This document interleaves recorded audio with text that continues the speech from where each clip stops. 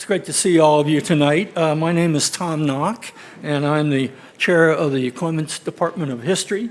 And on behalf of the department and the Center for Presidential History, I'm honored to welcome you to the second event in this year's Sharp Lecture Series, The History of Asian Americans in the Building of the United States. I thank you all for coming. I think you're going to be very glad you came. Before we get underway, though, I want to tell you a couple of things, just to let you know that our department is able to offer programs like this one due to the generous gift of the late Ruth Sharp Altshuler, honoring her son, Stanton Sharp.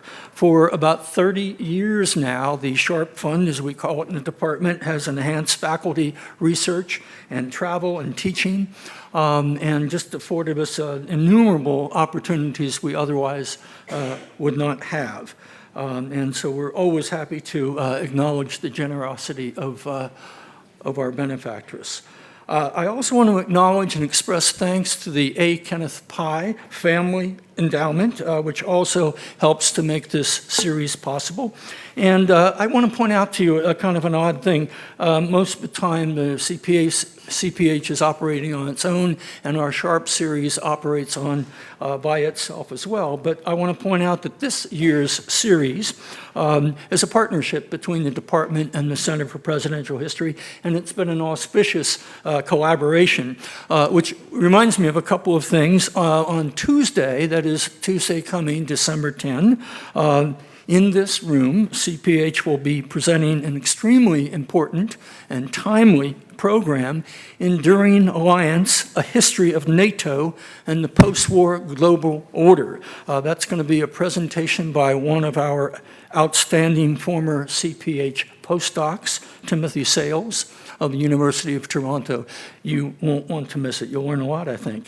And while I'm on the subject of CPH, I want to let you know that we have some flyers out at the table at the rear of the room that you can take a look at if you're interested in the forthcoming D-Day trip, which will, I'm not sure if it's the third or the fourth time around this May, but students and grown-ups, per se, have gone on it the last 2 or 3 times, and everyone I know who's gone on it has called it a once-in-a-lifetime experience. Jeff actually times the arrival on the shores of Normandy to coincide as best as possible. You take a ferry over to arrive early in the morning, so you have the full effect. I want to just say a word of personal thanks to Jeff and to Brian Franklin and Ronna Spitz of CPH for helping in the run-up to this evening's event. And most of all, my heartfelt thanks to my colleague, Margie Evans, our department's administrative assistant, who in so many other instances like this had a major hand in pulling together all the various parts to bring this effort to fruition. So thanks, Margie, for all your hard work. Now, finally, to present our distinguished speaker, I want to introduce to you Dr. Lai Leong, who is a fellow at the Center for Presidential History as well as a senior fellow at the Tower Center for Public Policy and International Affairs. It was she who originated the idea for this terrific series and who identified the 4 superb scholars of Asian American history who will have visited SMU during the course of this academic year. You might like to know that Dr. Leong earned her bachelor's and PhD at Yale, and she is the lead scholar for the CPH's Oral History Project on post-9/11 policy in East Asia and Southeast Asia. She teaches undergraduate courses on the Middle East, the politics of the Middle East and Islam, and Southeast Asia. She also serves as faculty advisor for the Asian Council, that is the umbrella organization for various Asian and Asian American student groups at SMU. So please welcome Dr. Lai Leong.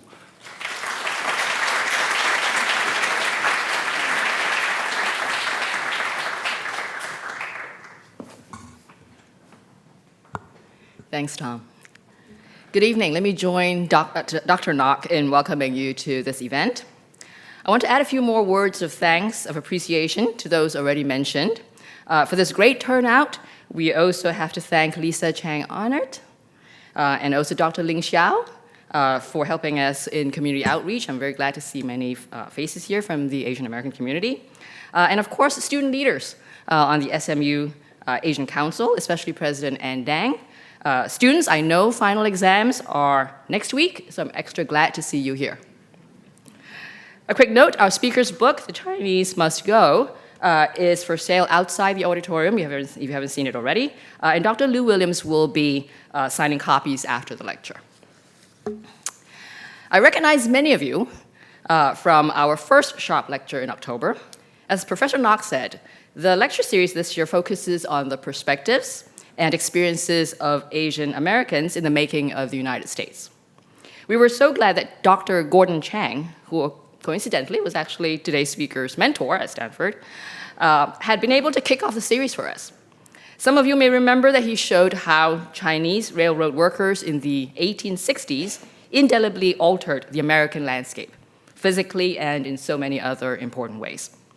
Our speaker today picks up that thread, taking us into the 1870s and 1880s.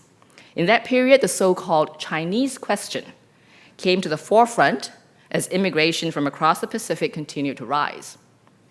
The Chinese Restriction Act, which became the Exclusion Act, aimed to stem that rising tide. Less well known is its impact on the lives of those Chinese who already made it to the West, both before and after the act. Also less well known is how profound the Exclusion Act's reach has been in American law, politics, and society. For that, the work of Dr. Beth Lew-Williams sheds significant new light. I'm thrilled to introduce Dr. Lew-Williams, who's an associate professor of history at Princeton University. Dr. Lew-Williams earned her Ph.D. at Stanford.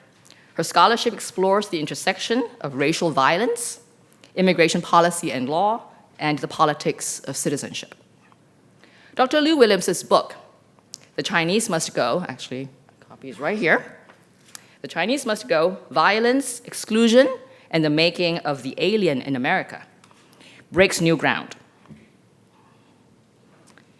Based on extensive study of private and official documents, it vividly tells individual stories of suffering, of heroism, and also of ambivalence regarding race and class. These stories are interwoven with an illumination of larger, complex forces, forces that animated the US in the post-bellum era as it struggled with who would be included and who excluded from the body politic. The book makes a compelling argument that the closed-door immigration policy aimed at the Chinese would eventually infuse ethnic overtones into US law on citizenship. And that would have long-lasting ramifications on who would qualify for full legal membership in American society.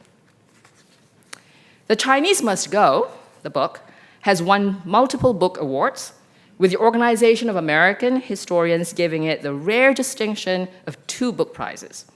In its citation, the organization noted, "For all of its scholarly rigor, The Chinese Must Go is simultaneously a beautifully paced, moving read, a powerful and deeply humane account of the emergence of the racialized border, the consequences of which have echoed down to the present."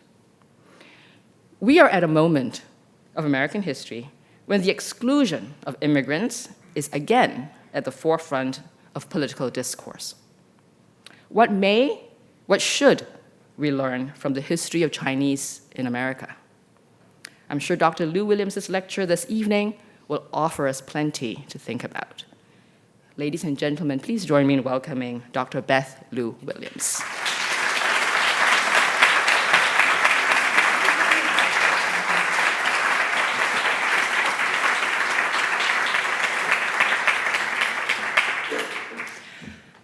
Thank you. Thank you for that lovely introduction, and thank you to SMU, the History Department, the Center for the Study of the Presidency, the Sharp Lecture Series, all, Margie Evans, who made all this possible, to host me today. I'm excited to be here and to be able to talk about my work with you. So my book is about immigration law, and it's about anti-immigrant violence. And I think that these two topics in the past, in some ways feel very relevant to today, and in other ways, I think will feel very distant, very distinct from the present moment that we are in. The law that I write about, in particular, was known, is known today as the Chinese Exclusion Act. It was passed in 1882, and it meant that Chinese immigrants got the dubious distinction of being the first group to be barred from immigrating to the United States based on their race and their class. And this means, since they were the first group, that Chinese exclusion became the sort of foundation for for the advent of American immigration control. And so it lays those foundations for something that is very much present to us today.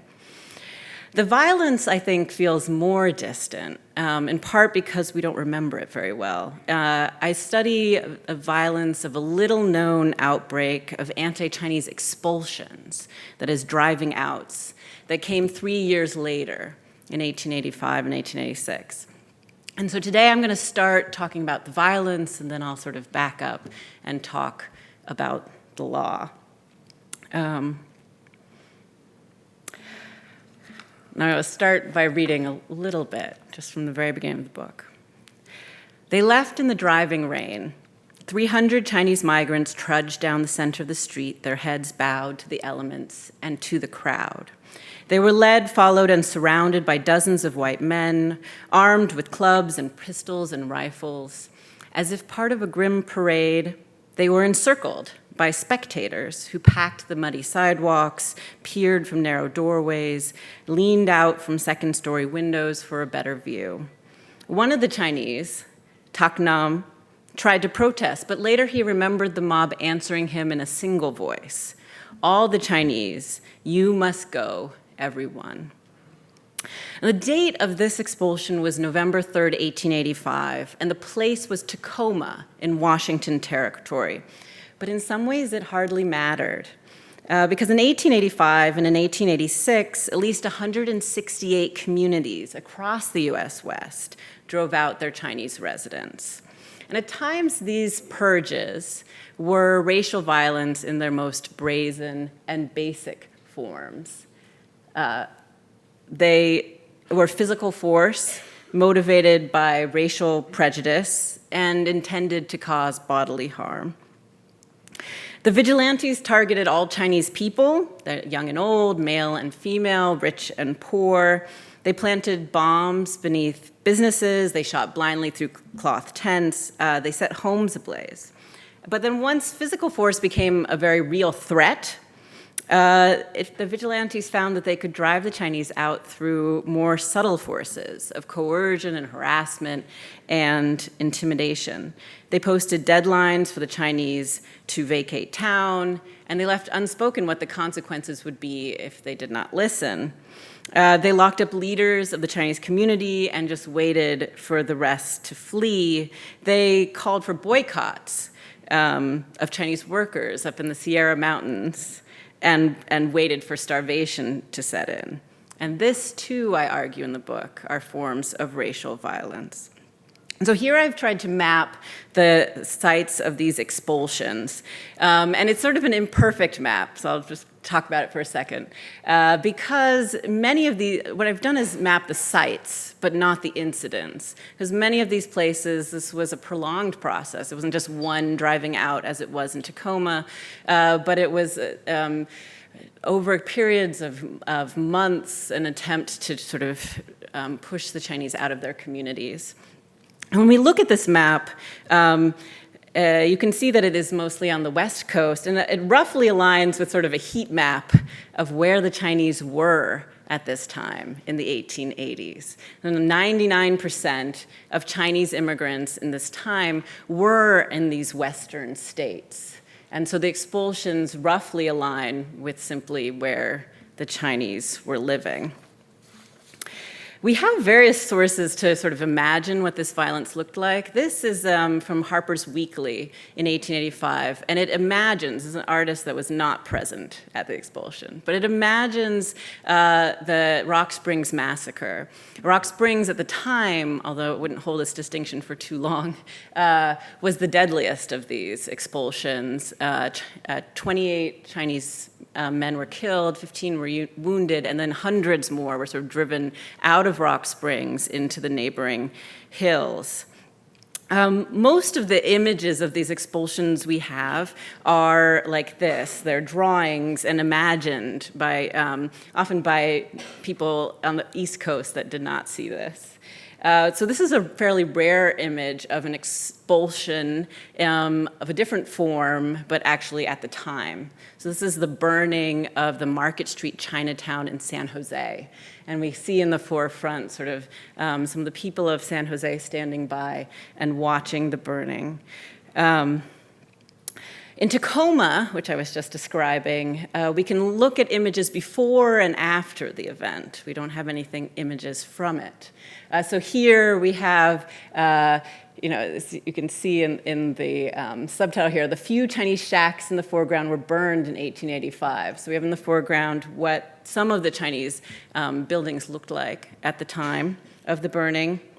And then what we have afterwards, as images produced by this event, is this commemorative photograph by the 27 leading men in the community who were involved in the expulsion. They posed for this photograph afterwards, and they labeled themselves. I've cut off all of their labels, which means, in many ways, they were proud of what they had done. And this was a celebratory photograph. What it allows us to see in photos like this is that although the violence was not state violence, it was not officially perpetuated by police or by members of the state, these men sort of show that that's a dubious distinction to make. We have within this image the mayor of Tacoma, the sheriff, the chief of police, the fire chief, the probate judge. People often ask me about the woman and child in the center. As far as I can tell, they were not involved in the expulsion, but the child especially, I'll clear the child. But she is the wife of the leading newspaperman who published the Workingman's Journal in the town. So my guess is that she's standing in for her absent husband, who perhaps is behind the camera, and so she's there to remind us. Usually, in many cases, this violence was not lethal. It was meant to expel. But that is not always the case. And so I'm going to show you one graphic image. And I do this with great thought, I'll say this, because I don't always think that showing graphic images does good things. But I do this in part because, and I'm going to show it to you now, I do this in part because this is a rare thing that I think that most people have not seen images of racial violence, in this case a lynching of a Chinese man. And I think that, in order to witness this violence, we need, at times at least, to see its lethal extremes. This is, again, a commemorative photograph. It is, on its backside, it's a postcard. So it could have been purchased and would have been sent and traded. So historians have often claimed, I think, that racial violence is fundamental to the making of the United States. But rarely are they thinking of the Chinese in the US West. Instead, they're thinking about the moments when racial prejudice fueled violence of colonization and enslavement or segregation. I think anti-Chinese violence is routinely left out of this national narrative. And I think that in some ways it's fairly easy to understand why. This omission is partially due to numbers. There were comparatively few Chinese in the United States in 19th century. Fewer still lost their lives to violence, which makes casualty counts, if we're going to count in numbers, look very small. The 1880 census recorded about 105,000 Chinese in the United States. At least 85 men perished during the peak of the anti-Chinese violence in the mid-1880s. And I think that what we use as our point of comparison also matters. When we use Black oppression or Indian extermination to define racial violence in the 19th century America, Chinese expulsions can appear insignificant, or more inaccurately, they can appear not to be violent at all. But I also think that this violence, this omission, can be explained by the violence itself. That Chinese migration in the United States, which began in the 1850s, with thousands of Chinese join the rush for gold in California. But while other newcomers sort of claimed a place in American society and American memory, this violence and the exclusion that would follow that pushed the Chinese to the outer recesses of the nation and our memory to this day. In Tacoma, there were no Chinese left after 1885.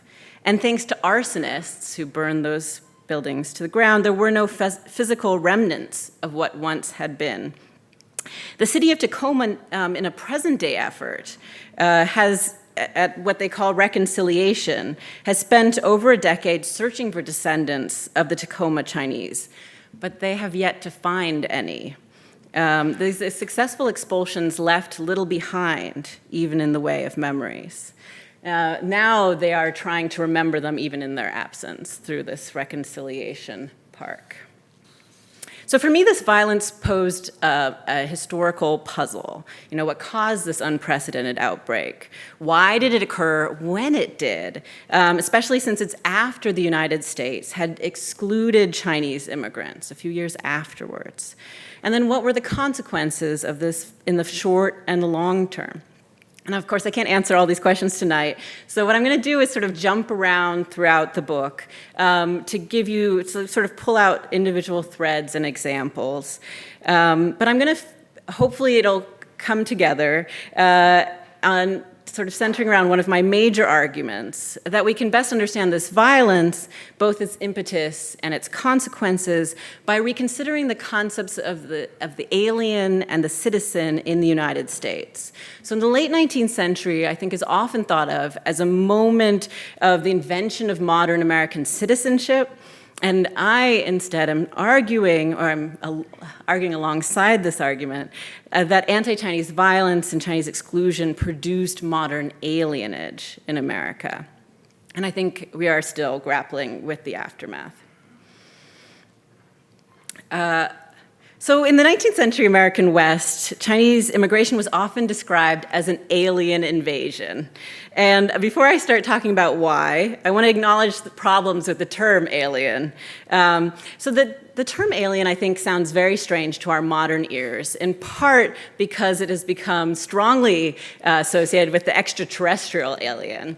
But I would like to point out that this is a 20th century phenomenon, that ET alien. It only became popular in science fiction in the 1930s. And so my subjects in the 19th century would not have had that alien in their minds.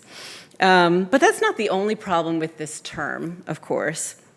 I think in our social and political discourse today, alien and its more violent counterpart, illegal alien, has become a veritable slur.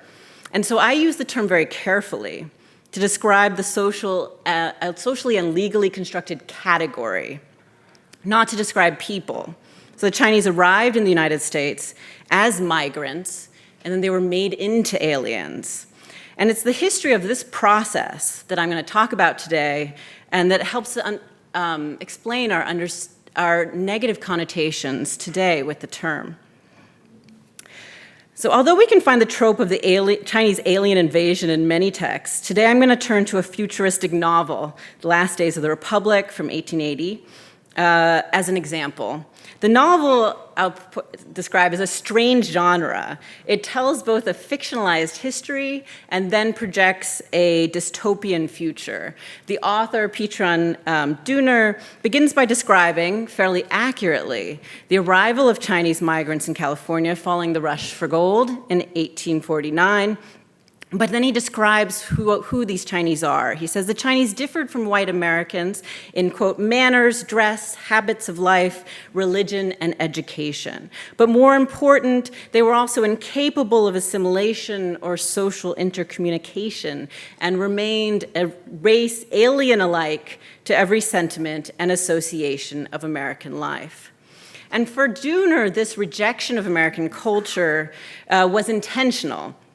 The Chinese migrants, for him, are harbingers of a planned invasion. And if it came to a race war between white Americans and Chinese, Dooner and many men like him felt that the Chinese might just be able to win. Popular thought at the time held that the Chinese race was inferior to the white race in some ways, but not all. The Chinese were servile to the last degree, but also imagined to be dangerously industrious, cunning, and resilient. And so while white citizens worried that Native Americans or African Americans or Mexican Americans might contaminate the nation with their racial difference, they feared that the Chinese might conquer it. So Dooner's dark narrative, in this dark narrative, the white working men of California are the ones that first discover that the Chinese are invading America. Although California working men beseech the government to protect them, they cannot convince them in Dooner's account. And then the US government allows, in his imagined history, allows the Chinese to naturalize, that is, to become US citizenship, and with their citizenship comes America's destruction. So we have a race war, and at the end of the race war, the alien crown, that is, the Chinese have taken over America. We have here an image, an illustration from that book, and I think it gives us an imagined, and again, a sort of a way to think about this understanding of a racial threat. So here is the governor of California. So it's imagined that the Chinese were enfranchised, therefore, and elected one of their own. And we can see here that he's imagined to be completely unassimilated. He's not Americanized in any way. He's sort of dressed entirely in the trappings of Oriental culture, and now in a seat of power as the governor of California. I'll point out it's also a sexualized figure. We have behind him, an image of a nude white woman as the corbel. That is certainly intentional, in the sense that he was a threat to society as well as to politics. So we can see in this novel that the Chinese lay beyond the pale of most postbellum understandings of both socio and economic citizenship.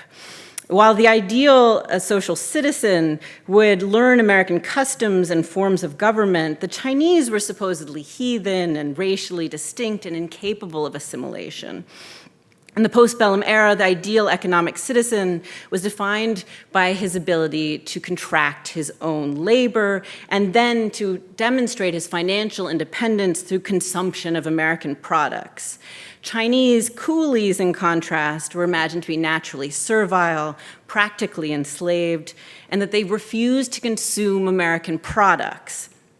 And so Chinese alienage came to be defined in direct contrast to American ideals of citizenship in the post-Civil War era. I think this political cartoon captures this dichotomy very strongly. So we have on your right, we have the imagined white American working man, and he, as the breadwinner, is arriving home, and you can kind of see within his domestic space all that his work is producing, right? There's the consumption and support of an upstanding, heteronormative American family. And on the left, we have the imagined Chinese coolie who are in some sort of a bunk bed room that is seen as deviant in many ways. One of the ways, though, is that they're not consuming any products. They're not upstanding in any sense. And in fact, they're sitting there eating rats off of the floor as opposed to participating in the US economy. So as Dooner was quick to point out in his book, the Chinese also lacked formal citizenship. It was not just imagined economic and social citizenship, but formal citizenship as well. A 1790 act had reserved the right of naturalization for free white persons. And in Dooner's dystopia, he imagines that that changes in the mid-19th century, that the Chinese were allowed to naturalize, and that's what leads to America's ruin. And here I'm going to switch from the realm of racial stereotypes to the laws and policies of the United States. This is a little small. In reality, the Chinese were not allowed to naturalize. And the timing of that decision is particularly striking to me, because on the very same day that Congress was presented official notice of the ratification of the 14th Amendment, that was in July 1868, it also ratified the Burlingame Treaty with China. And the 14th Amendment extended citizenship, as we know, to many more people. But it also imbued citizenship with new meaning.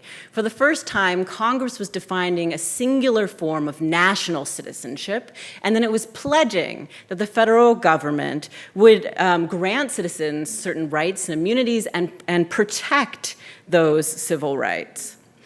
At the same moment, the Burlingame Treaty, among other things, declared that no Chinese migrants could naturalize and enjoy those privileges. Congress confirmed this stance a few years later in the Naturalization Act of 1870, which extended the right of naturalization to persons of African ancestry, so now white and black could naturalize and become citizens, but denied Chinese migrants the right to naturalize once again. So in other words, as Congress was inventing the modern concept of American citizenship in order to defend the rights of black men, it was also codifying Chinese alienage. And as the 14th Amendment sort of shepherded a new era, defined by a modern right-sparing citizen, the Congress was also involved in defining who would stand outside those ranks. So I look at how the advent of a modern citizen with new rights and responsibilities demanded the concept of an alien, and how these two concepts develop in tandem. And so though national citizenship took shape in 1868, and certainly we're still working out exactly what it means to this day, so it's not just in 1968. I think it was not immediately clear at this time what alienage in modern America would entail. So here's some of the key questions that were wide open at this moment as they were trying to understand what alienage, what being an alien in America, non-citizen, would mean. Who would be considered an alien and for how long?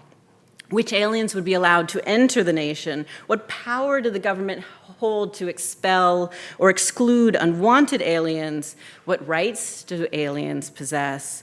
Could unauthorized aliens claim those same rights? Now, the Chinese were not America's first aliens, but America first drafted answers to these questions for the specific purpose of excluding Chinese. And so as the state and the public made Chinese migrants into the epitome of alienage and imagined things like Dooner's, they also invented the very concept of the alien in modern America and began to delineate its meaning. And this process began when Congress began to restrict Chinese migration. In response to anti-Chinese campaigning, they first restricted the migration of Chinese women, and then after more campaigning and violence and unrest, in 1882, Congress passed a law that was designed to bar Chinese laborers for a decade. At the time, the law was known as the Chinese Restriction Act. Often today, we call it the Chinese Exclusion Act. And I'm not going to go into the details of the law, but I've sort of highlighted a few here. As I said before, it's the first federal law to ban an entire race based on race and class. But it was weak, and that's one of the things that I'm trying to highlight in this slide. It was contested, it was poorly funded, it was bilateral, it was through treaty. It barred new Chinese workers from entering the United States, but only temporarily. And it's after this sort of weak first federal attempt to exclude the Chinese, that news came that that Chinese immigrants were violating this law in great numbers. I look at, neighboring Tacoma, Seattle. The newspapers are constantly reporting how many Chinese are crossing between the U.S. Across the U.S.-Canadian border, reporting that 100 a week were crossing the border. There was great fear about a horde of Chinese coming into the United States, and contrary to this first law. And this is when the violence occurred, after the failed law and the continued undocumented migration. Congress had hoped to appease anti-Chinese movement, to assuage long-standing racial and economic fears by passing the Restriction Act, but instead the failed promise of the law helped to fuel a wave of expulsions that consumed the West for over a year. Here's when we see the expulsion of Chinese from more than 168 communities. And since I've already sort of shown you that violence and described it to some extent, I'm going to now fast forward. Although the book spends a lot of time talking about what these incidents actually look like, I'm going to fast forward and try to give you some sense of their lasting legacies. I'm going to do so by talking at the local level, the national level, and then the individual level. So on the local level, anti-Chinese violence, I argue, redefined and drew racial boundaries in a new way, drawing racial lines across the geography and community and economy of the US West. And perhaps one of the most vivid examples I can use to show how the violence drew these lines, is through maps. So that's what I'm going to show you today.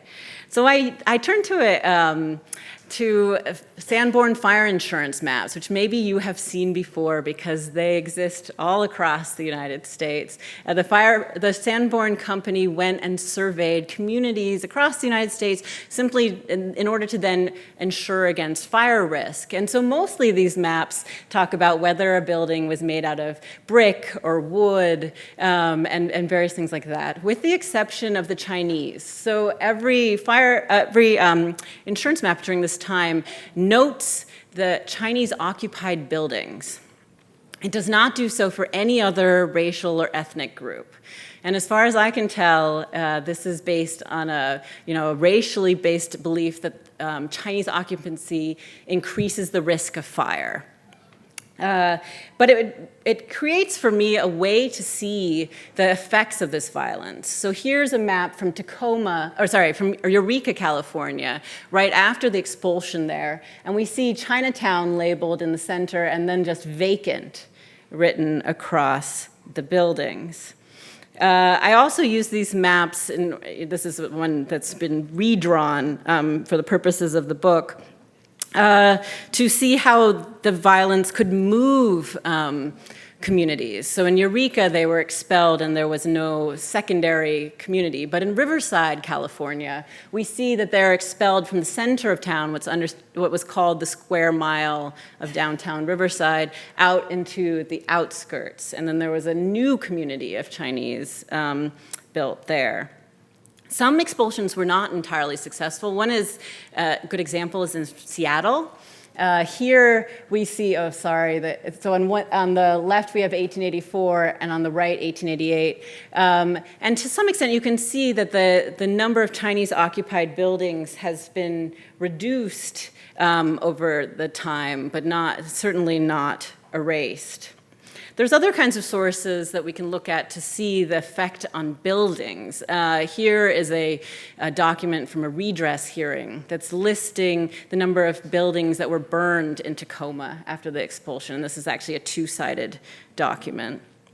And this comes from the notebook of a Chinese merchant, Qin Shi, who lived in Seattle. And he puts in his notebook, the Chinese camps lost in greater Washington territory.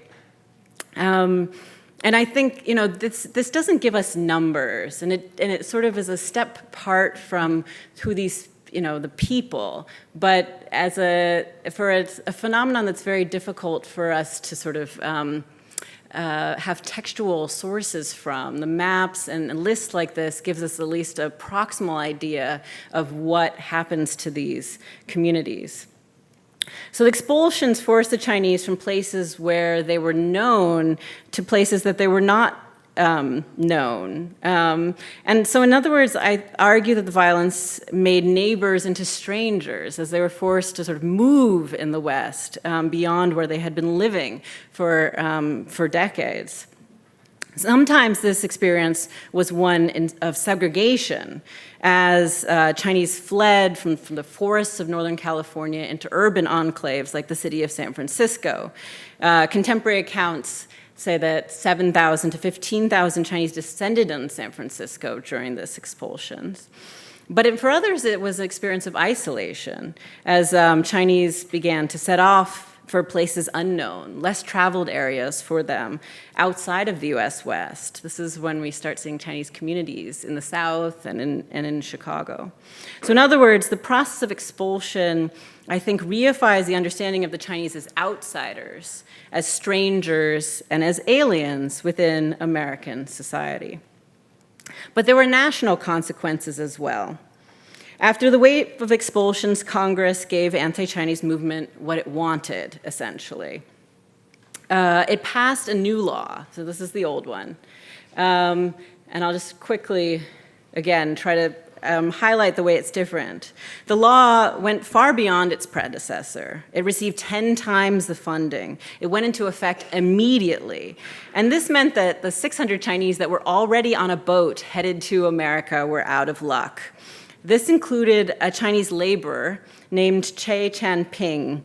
The Chinese 6 companies in San Francisco raised $100,000 to challenge this law on his behalf. This is from his certificate of return. In Che Chan-ping v. United States, the Supreme Court upheld the constitutionality of the 1888 law, the Chinese Exclusion Act. And this a court opinion is steeped in the racial beliefs of the day, if we read it. The court deemed that the hordes of Chinese migrants were an urgent matter of national security. And they asserted the right of any sovereign nation to protect against invasion and domestic violence. The modern concept of American alien was born at this highly contingent moment, one defined by hordes of Chinese at America's gates and white vigilantes taking matters into their own hands. This is the moment that the Supreme Court reconceived aliens as invaders and border control as a form of national defense. And so while Chinese exclusion itself was repealed in the midst of World War II in 1943, I think we're still living with the legal disadvantages of alienage that were invented at this time with rulings like this. It is this definition of alienage that allows the government to this day to exclude and expel aliens based on nationality and class routinely, and potentially to bar them on religion and race as well. Though aliens can claim some civil rights under their status as persons, in matters of immigration, plenary power underwrites an entirely separate system of immigration courts that lack many of the same constitutional guarantees of due process. This is why we read about 4-year-olds in court without legal representation, mass trials of adults, or deportations without trials at all. It's in this post-Civil War era that national gatekeeping drew a legal line between citizens and aliens that would prove transformative and enduring.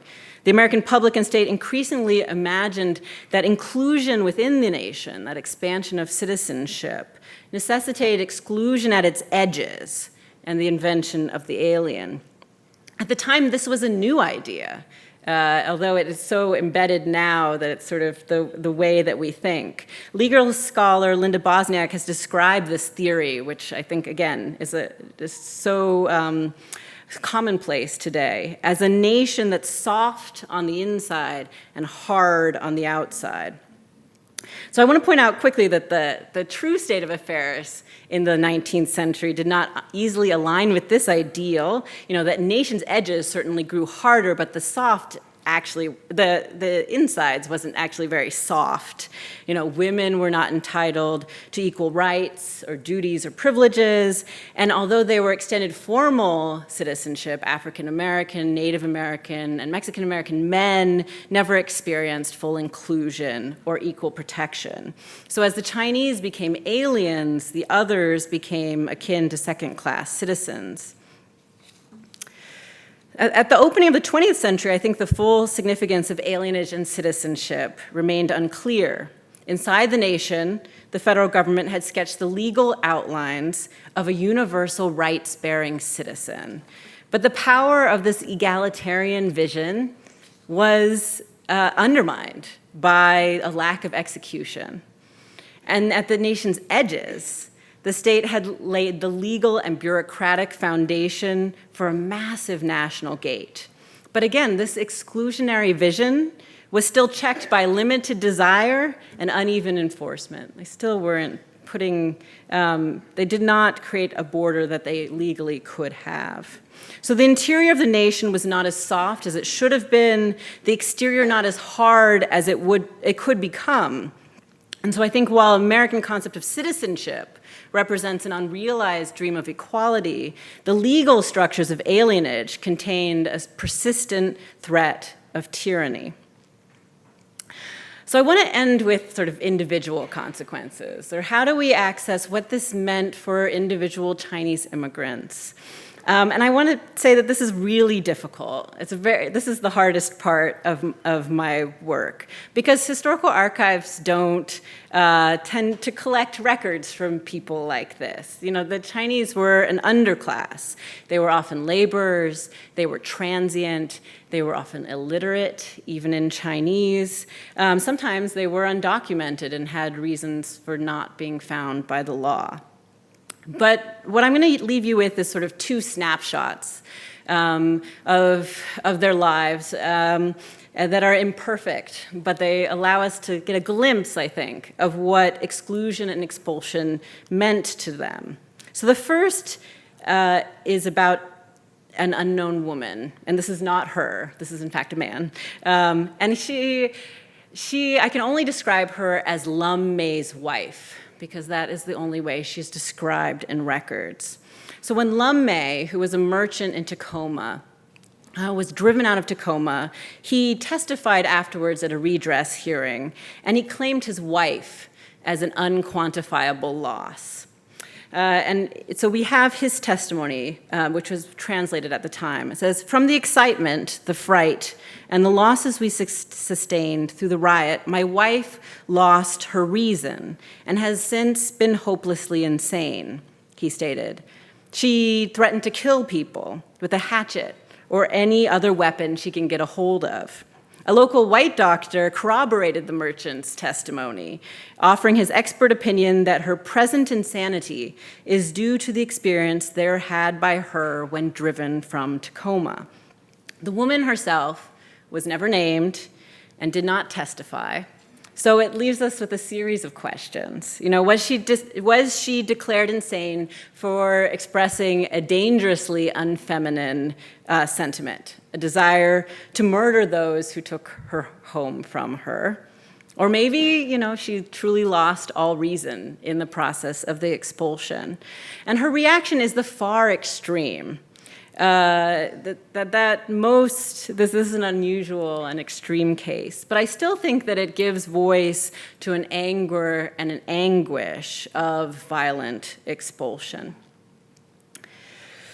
My second snapshot is an anonymous poem, which captures a much more common experience. The fate of a Chinese migrant made undocumented by Chinese exclusion laws. And so this is a translation of an anonymous Cantonese rhyme that was published in 1911. And, it's more than 100 years old. Before I show it to you, I just want to remind you, it's more than 100 years old, because I say that because it sounds so familiar. And I'm just going to put it up, and I'm going to read it, and then I'll stop, and we can do Q&A. So here's the poem. It says, "I roam America undocumented. White men blackmail me with many demands. I say one thing, they another. I want to complain of injustice, but my tongue stutters. At a loss for words, I rack my brain for a solution to no avail. Thrown into a prison cage, I cannot fly away. Don't you think this is cruel? Don't you think this is cruel? Okay. Thank you.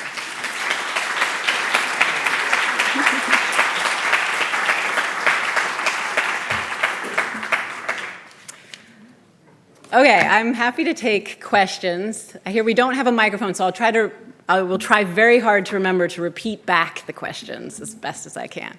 Yes? Do you by any chance have the original Chinese text? I don't have it with me, but you can email me. My email is at the beginning of this, and I can send it to you. Yes. It is in a book called The Songs of Gold Mountain that translates a large number of poems from this sort of an anonymous collection that was published in 1911.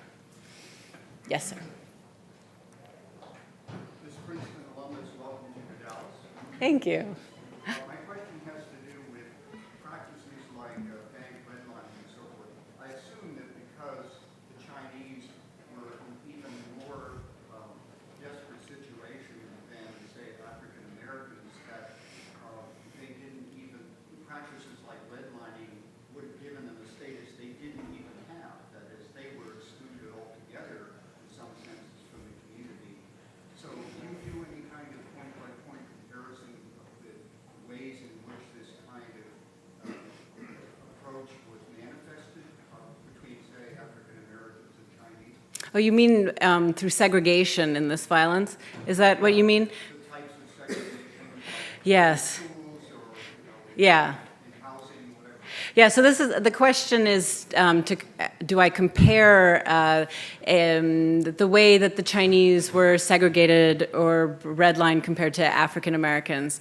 I'm very interested in sort of putting into conversation the regulation of race in multiple places in the country involving multiple groups, but I'm very careful when I'm trying to compare because, for example, I think we're comparing apples and oranges very quickly if we think about like, what is worse, exclusion or redlining. I think these are really, really different phenomenon, and we have to those are two very different conversations.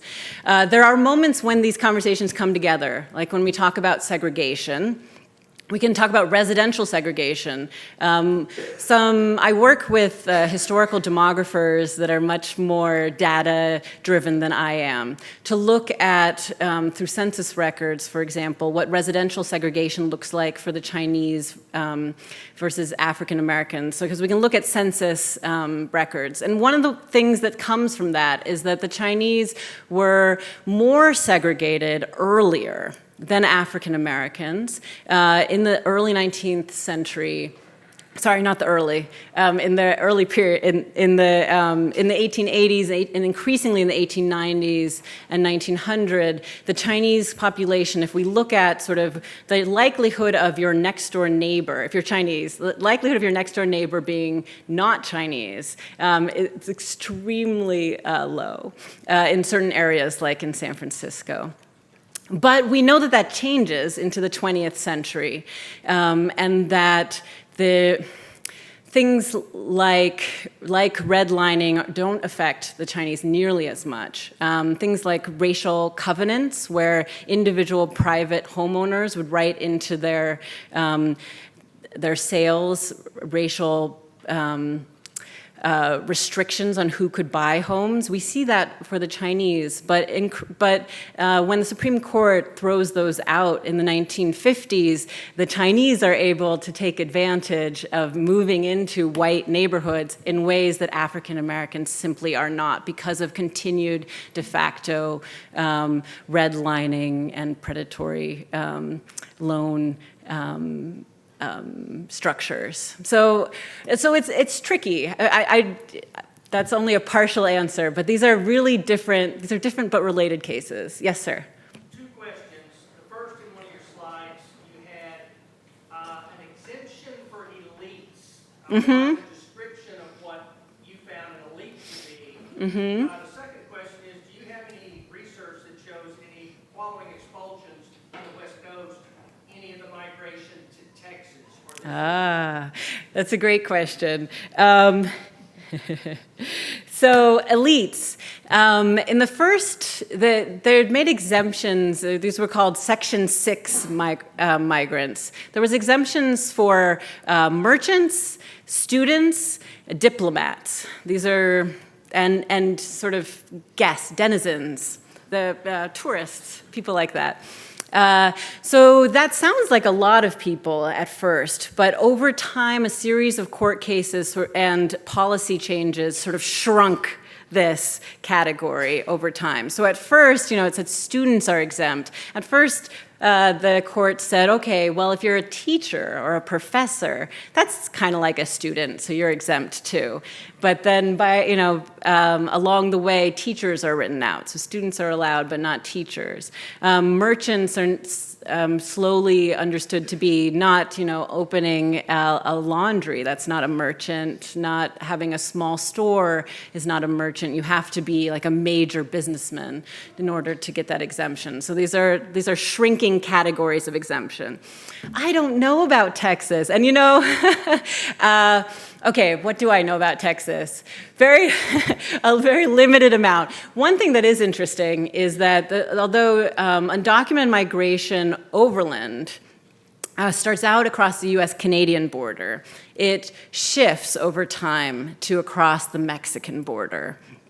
And so the early border patrol in the western states on the southern border, with the US-Mexican border, are in fact patrolling for Chinese immigrants, not for Mexican immigrants, because at the time there were not yet bars on Mexican immigration. But that's not a lot about Texas. Sorry. Yes, ma'am. Thank you very much for this very wonderful, subtle argument that's crucial in defining, on the one hand, American citizenship and the alienage. And the 19th century and early 20th century witnessed a globally, many countries, empires, had the rising effort of defining citizenship, which invariably involve racialization and membership of a set of a country, of a nation state. I don't know if you get a chance to look across the globe, especially like Ottoman Empire, the Armenians and population, the population is generally the Greek nation, and the sort of extension of this is Chinese were. At the time, Exclusionary Act was at the very beginning of the nation-building process. The concept of nationhood and citizenship was newly introduced, and ironically, to the elites, not the regular people of China. So the elite would start to gain greater sense of notion of being a citizen of China, while the regular folks would have the absence of that knowledge. When they arrive in the United States, they actually have not the same concept of who they are. They barely have a sense of themselves being in China. Yes. All of a sudden they're saying they're not such a this now. Yeah. So I'm just asking if you get a chance to see across the globe, is there a parallel development at the same time? Also this divide between elite and the commoners. Yes. Okay, I don't think I can answer all of that. So she's asking me about, a global comparison, that this is a time of the building of nation states around the globe, and therefore there are larger global conversations about what constitutes a citizen. And then she also pointed out that in China, there's only a slowly developing idea of Chinese subjecthood during this time, and it's definitely through the elite, that the Chinese elite are imagining themselves as citizens of China at this time, but not so much the lower classes. So along these lines, I would say that for many of these Chinese migrants, I think that arriving in America was a moment that forged in their mind being Chinese, which is ironic, right? That in China, they thought of themselves as many different peoples from many different, associations and villages and dialects. And it's through this process of exclusion and expulsion, I think, that in the diaspora, they imagine themselves as Chinese in a particular way, which is really interesting. As far as the global, yes, so this is part, and it's in fact the beginning of what would become a global proliferation of borders. I won't talk about the Ottoman Empire, but in general, one thing that's interesting is the Chinese exclusion. The Chinese are the first to be excluded in America, but then they're excluded lots of other places. And again, in these places, the Chinese again are almost always the very first group to be excluded. So from Canada, from Mexico, from South Africa, Australia, lots of Latin American countries, Honduras, Costa Rica, these places are also, Argentina, are excluding the Chinese. And part of this is that they're looking to the United States, and this is especially in English language areas, but they're reading the same things and have the same rhetoric around what the Chinese immigrant embodies, that is an invasion. But it is one of those, I am a person reticent to say that America is leading all of the time when we talk about history, but unfortunately I think this one is a true case of American leadership in that the Chinese exclusion is then exported around, especially in the Western Hemisphere. Sorry. Did Congress repeal either of these laws, and if they did, when, or was it overturned by the court system? They were repealed in 1943. There was a series of additional laws, first I should say. There was many more laws that extended this exclusion and in fact extended it into US territories like Hawaii and into the Philippines. And then it was made indefinite in 1904. It was not repealed until 1943 when the US and China were allies in World War II. And when it was repealed, it was done so mostly in a symbolic way because when they repealed it, they said, no more exclusion for Chinese. Instead, we'll give you a quota. The quota for the Chinese for the next decade was 105 Chinese immigrants a year. So you can see it was mostly just lip service. Yes, sir. Did any of these laws deal with the children born here of Chinese immigrants? No. So technically, the 14th Amendment made the children of Chinese immigrants into citizens by birth, right? Because they're born on American soil, no matter how their parents came in.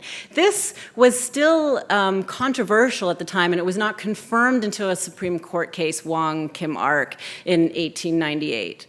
Before that, it was still sort of a question if their citizenship would be recognized. And it was, in fact, the administration at the time, the McKinley administration, took the position that they should not be recognized as citizens even if they were born in America. But it is that ruling that means that created birthright citizenship as we talk about it today. Yes, sir. Yes. There are a lot of nations who look the same, and there are a lot of nations who look the same with Chinese, like Koreans, Japanese, Vietnamese, Thailanders. A lot of them, they share a similar culture, similar language, origin, similar behavior. Some of you guys may not know. Right? So why is only a Chinese exclusion act is not Asian exclusion act? Is it because when you draw the reasons, is it more because of the population? So too big it causes a problem, or is it more of a culture thing? If the culture, Chinese culture, is considered more harmful? Yeah. Great question. So the question is, why the Chinese? Why not other Asian groups? And it was, in fact, the answer is that the Chinese were the Asian immigrants in the United States at this time. It was not until the 1890s, after the Chinese were excluded, that we start having sizable number of Japanese and Koreans, and then other Asian groups followed in the 20th century. With these later groups, each one in turn was excluded. So Chinese exclusion formed the basis, again, the foundation of a larger Asian exclusion. The United States did treat these different nationalities differently, however. For the Japanese, they were excluded through diplomatic notes. So it was an agreement between the United States and Japan that Japan would sort of self-exclude and restrict which Japanese could come to America. And I think that the differences we see with different Asian nations are often related to the geopolitics. You know, Japan was a rising empire and had to be treated differently than China. And therefore, although they too were excluded, they were excluded in a more careful way. Yes, sir. Right before the exclusion, how was the money handled? Are the Chinese labor getting paychecks? Can they use bank? Can they use check? How do they send money back home? Yes, okay, that's a great question. How does money work with the Chinese community? I mean, that is one of the reasons that that's so important to me, is trying to understand the importance of things like this. The camp's lost, the business is lost. Because at this time, especially in the Pacific Northwest, where there was not as large a Chinese community, the merchant class acted as banks. So they essentially, the Chinese laborers would earn their wages. They were often contracted through by merchant contractors who sort of were both in trade, but also would facilitate between the white community who wanted to hire Chinese workers and the Chinese workers themselves. And then they would hold those wages, and they would facilitate the sending them back to family and friends for these Chinese laborers. So when we see the destruction of Chinese businesses, we're seeing the destruction also of the property of Chinese workers, so it's a larger thing. They use Wells Fargo a fair amount. That's also interesting to me. Wells Fargo came out with 2 directories of Chinese businesses during the 1880s, where they list Chinese businesses, and you can see them. And it's partially because this was big business moving around money for the Chinese. For me, this means that I can map where Chinese businesses were in the West, which is really interesting. Yeah. I want you to go back to the comment that part of one of the factors for Chinese restriction was because they consider Chinese one day might conquer Yes. the place versus other African Americans and Native Americans contaminated. So was that a very widespread sentiment? And if it was, for what reason? Because most of the people coming from China in those days were laborers, like you said, not educated. Some are illiterate. So Yeah. Yeah, so the question was about how I talked about the racial formation, the stereotype about Chinese was that they might conquer the United States as opposed to contaminate it, like other people of color, as we'd call them today. For me, that's a shorthand for talking about the ways that racial stereotypes are really different for different groups, right? And there's many ways that these people of color were seen as distinct and inferior. There was imagined at the time, we're talking in broad strokes about the popular culture. It was imagined that Native Americans were sort of disappearing. and therefore would not pose too large a threat to contaminating the nation. And that African Americans in their newly free state would be needed to be segregated and kept stagnant, as workers in the South. And so a lot of the laws and sort of imaginings of the place of African Americans was about their subordination.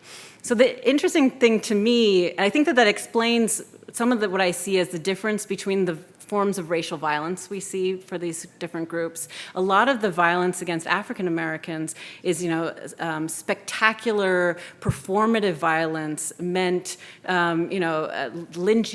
lynchings and very public acts of violence that were meant to sort of discipline and subordinate the remaining African Americans in these communities.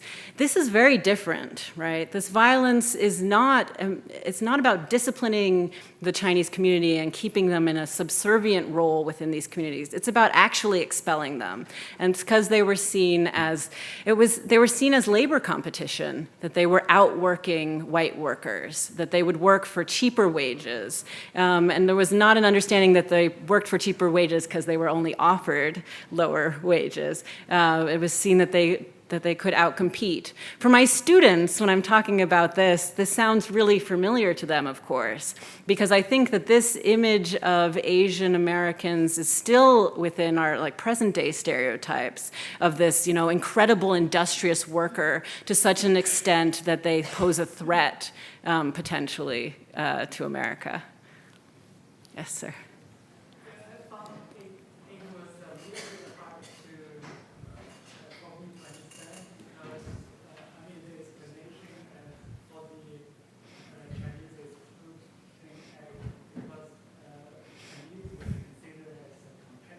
Mm-hmm. Or equal. In that case, I think one thing, in the 1980s, I don't think that China is very powerful.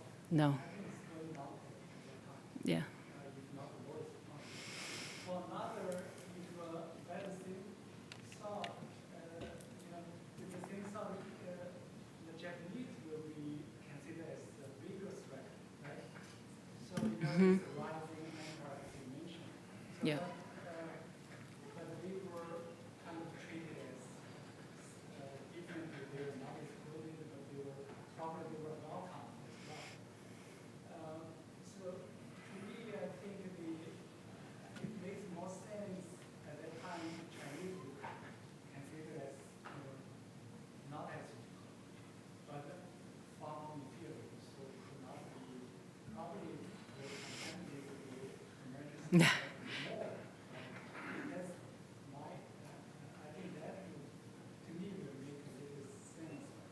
I think maybe one thing that would help clarify is who we're talking about. I spent a lot of time in the book trying to differentiate the opinions of the white public, because it's not one white public, right? That's not one American public. These are different people. And we see a large division in the American reception of the Chinese between sort of the white working class on the West Coast, it's mostly Democrats, and the elites, which are mostly conservative, Republicans, that are more likely to have an image of a global America, an imperial America, that wanted to reach outside and saw Asia as an important market. And so when I'm talking about the image of the Chinese alien invasion, it's mostly an image that comes from the working class.